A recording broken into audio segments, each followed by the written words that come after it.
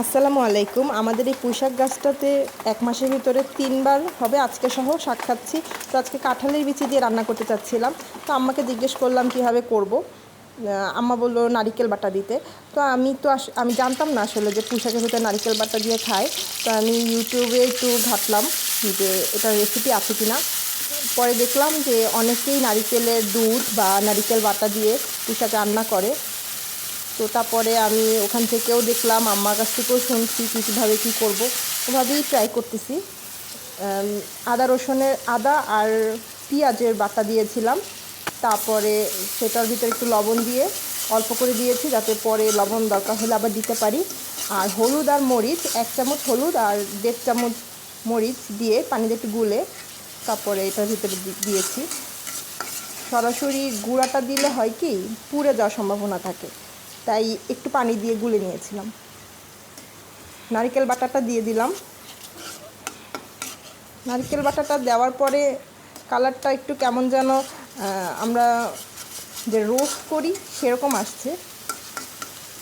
দেখা যাক পরবর্তীতে কীরকম হয়।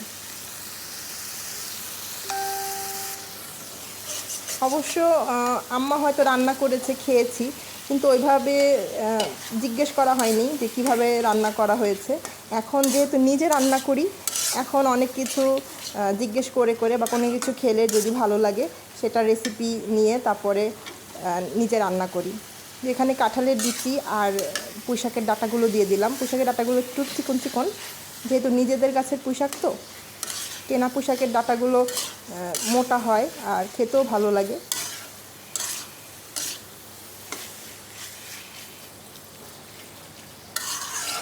একটু ভাজবো কিছুক্ষণ, কারণ মশলার সাথে যদি এটা একটু ভাজা হয় তাহলে টেস্টটা বাড়ে।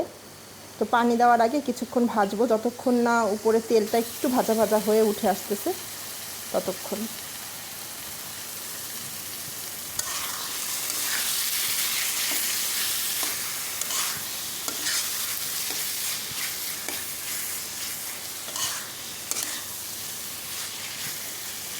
কাঁঠালের বিচিটা কিন্তু কাঁচা দেওয়া হয়েছে, মানে সিদ্ধ করা হয়নি, তাই এটা কিন্তু অনেকক্ষণ রান্নাটা করতে হবে।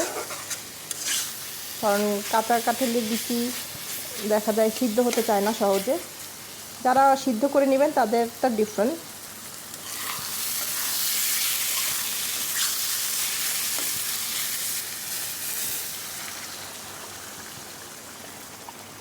খুন্তিটাতেও একটু ধুয়ে নিলাম। এটা গরম পানি দিয়েছি, ঠান্ডা পানিও দেওয়া যাবে। আসলে গরম পানিটা দিলে কাঁঠালের বিচিটা তাড়াতাড়ি সিদ্ধ হবে, সেই জন্যই দেওয়া। আর তরকারির ভিতরে গরমের ভিতরে ঠান্ডা দিলে কুকিং যে টাইমটা সেটা আর কি কমে যায়, তাই হচ্ছে গরম দেয়া। আমি কিন্তু ঢাকনা দিয়ে অনেকক্ষণ রেখেছিলাম, তারপরে এখন দেখি কি অবস্থা।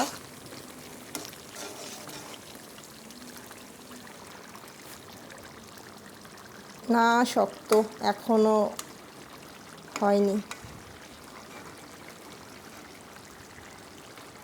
ওট না, উঠবেই না এটার।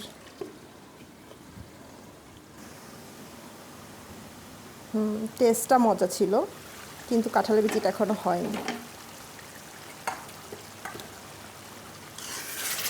এবারও ঢাকা দিয়ে অনেকক্ষণ রেখেছি, দেখি কি অবস্থা। আমি আপনাদের সেই মানে সময়টা দিচ্ছি না, আমি ওটা কেটে কেটে দিচ্ছি। তো আপনারা কিন্তু বেশ অনেকক্ষণ রাখবেন। হ্যাঁ, কাঁঠালের বিচিটা হয়ে গেছে। এবার পুঁইশাকটা ধুয়ে কেটে রেখেছিলাম, সেটাই দিয়ে দিলাম। কাঁঠালের বিচিটা সম্পূর্ণ হওয়ার পরেই পুঁইশাকটা অ্যাড করবেন, কারণ পুঁইশাকটা তো বেশিক্ষণ লাগবে না সিদ্ধ হতে। যদি আগে দেন তাহলে পুঁইশাকের কালারটা ভালো আসবে না, কালারটা একটু কালচে কালার হয়ে যাবে, এই সুন্দর সবুজ কালারটা থাকবে না।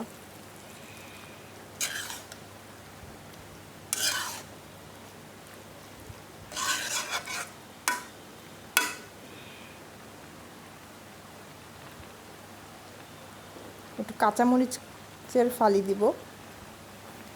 অল্প একটু সময়ের জন্য ঢাকবো।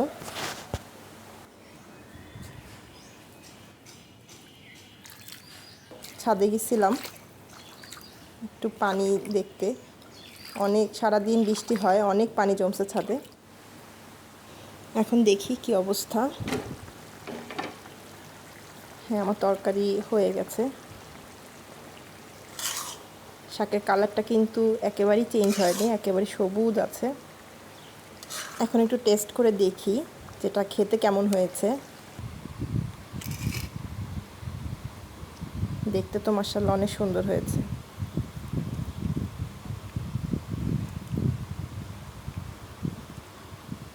বিসমিল্লাহ।